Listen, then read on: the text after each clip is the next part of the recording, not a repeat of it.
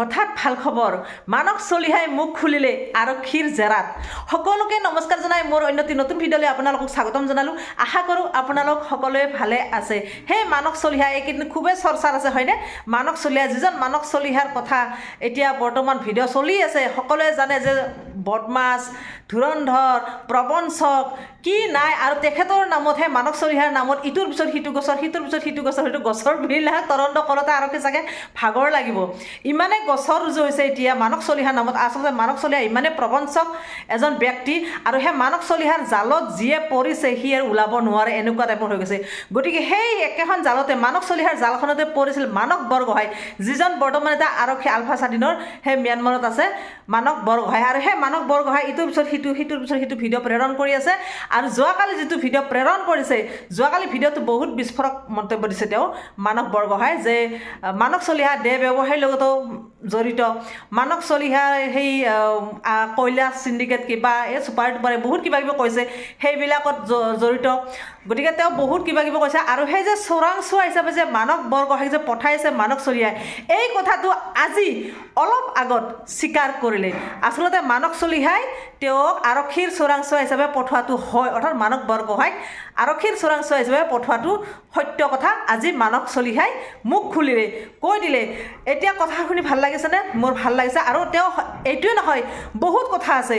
মানক বৰগোহাঁই যিবিলাক কথা কৈছে সেইবিলাক কথা প্ৰতিটো কথাই সত্য বুলি মোৰ অনুভৱ হয়, মোৰ মনে কয়। কিন্তু আজি ৰাতিপুৱাই আমাৰ অসম চৰকাৰখনে কৈছে যে ভিত্তিহীন কথা কৈছে বুলি, যে মানক বৰগোহাঁই আলফা স্বাধীনৰ পৰা মানক বৰগোহাঁই যিবিলাক কথা কৈ আছে, ভিডিঅ' যিবিলাক প্ৰেৰণ কৰিছে সেইবিলাক যেন ভিত্তিহীন, তেনেকুৱা এটা মই নিউজ পাইছিলোঁ আজি পুৱা।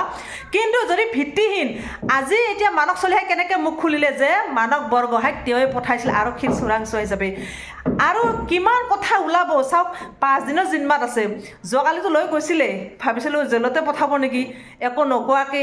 যদি কিবা কৈছোঁ হয়তো সংবাদ মাধ্যমত জনোৱা নাই, কিন্তু আজি কালি আকৌ আনিছে যে 5 দিনৰ জিম্মাত দিছপুৰ আৰক্ষী ৰাখিছে। এতিয়া দিছপুৰ থানাতে আছে, দিছপুৰ আৰক্ষীয়ে চলাই আছে, মানে তদন্ত চলাই আছে, জেৰা চলাই আছে।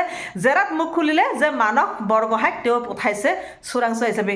এতিয়া লাহে লাহে বহুত কথা ওলাই আছে। আৰু সেই যে চিণ্ডিকেট কয়লাৰ ব্যৱসায়, কয়লাৰ যি চিণ্ডিকেটৰ কাম, তাতে যে অসম আৰক্ষীৰ লগত যে কাম কৰে, এই কথাটো অন্যতেও মুখ খুলিছে, অলপকৈ মই শুনিছোঁ। আৰু বহুত কথাই মুখ খুলিব লগা আছে, খুলিব লাহে লাহে সম্ভৱ। এইটো কিমান আৰু লুকাই থ'ব, কিমান পাৰিব লুকাই থ'ব পাৰিব জানো? আপুনি পাৰিব? সঁচা কথা কেতিয়াও ঢাকি ৰাখিব নোৱাৰে। যেনেকৈ সূৰ্যৰ কামেই হ'ল পোহৰ দিয়া। সূৰ্য যদি পোহৰে দিয়ে, চিৰসত্য কথা সকলোৱে জানে, আমিও জানো, আপোনালোকেও জানে। সূৰ্যটো ক'লা ডাৱৰে কেইদিন ঢাকি ৰাখিব কওকচোন? এদিন, এসপ্তাহ, এমাহ, তাৰপৰা আকৌ কি ডাৱৰ গুচি এদিন পোহৰ বিলাবই সূৰ্যই। গতিকে সত্যক জানো কোনোবাই ঢাকি ৰাখিব পাৰে? কোনেও নোৱাৰে, সম্ভৱে নহয়, ন' পচিবল।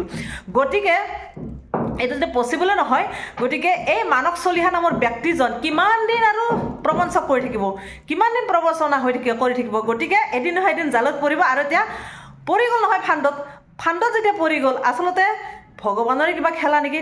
100 গৰু মাৰিলে বাঘৰো মৰণ বুলি কয় নহয়। গতিকে মানক চলিহাৰ কিমান দিন থাকিব এনেকৈ? মানক চলিহা এদিন ফাণ্ডত পৰিব লাগিব। আৰু সেই মানক বৰগোহাঁইক যিটোকে তালৈকে পঠাইলে, আৰু সেই মানক বৰগোহাঁইৰ দ্বাৰা এতিয়া সকলো কথা ওলাই আছে। আৰু লাহে লাহে লাহে মানক চলিহাই বমি কৰিবলৈ বাধ্য হৈছে।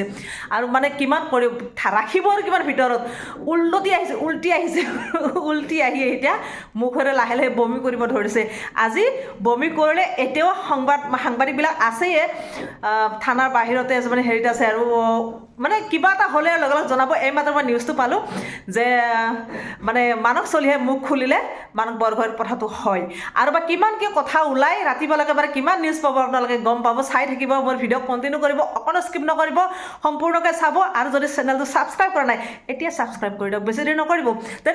তেতিয়াহে মোৰ ভিডিঅ'বোৰ পাব, হয় নাই? সকলো খবৰ পাব। মানক চলিহাইনো কি কৰিছিল, কি কৰা নাই, ক'ত কিমান প্ৰবঞ্চক কৰে। আৰু সিদ্ধাৰ্থ বৰগোহাঁইক তেওঁৱে মাৰিছে, তেওঁ হত্যা কৰিছিল। মানক বৰগোহাঁই কৈছে কথাষাৰ, মানক চলিহাই সিদ্ধাৰ্থ বৰগোহাঁইক মাৰিছিল। মানক বৰগোহাঁই মিছা কথা কোৱা নাই। আৰু সেই কথাটোও যেন সঁচা হ'ব গৈছে, মানক চলিহাই নিজ মুখে ক'ব যেন অনুভৱ হৈছে। এতিয়া লাহে লাহে ক'ব। এতিয়া সকলো কথা পোহৰলৈ আহি আছে, আপোনালোকে অপেক্ষা কৰক, ধৈৰ্য ধৰক, সকলো কথা শুনিবলৈ পাব মানক চলিহাৰ মুখেৰে। গতিকে আৰু কিনো ক'ম, এইখিনি কৈ আজি মই মোৰ ভিডিঅ'টো সামৰিছোঁ। আজিলৈ টাটা, বাই বাই।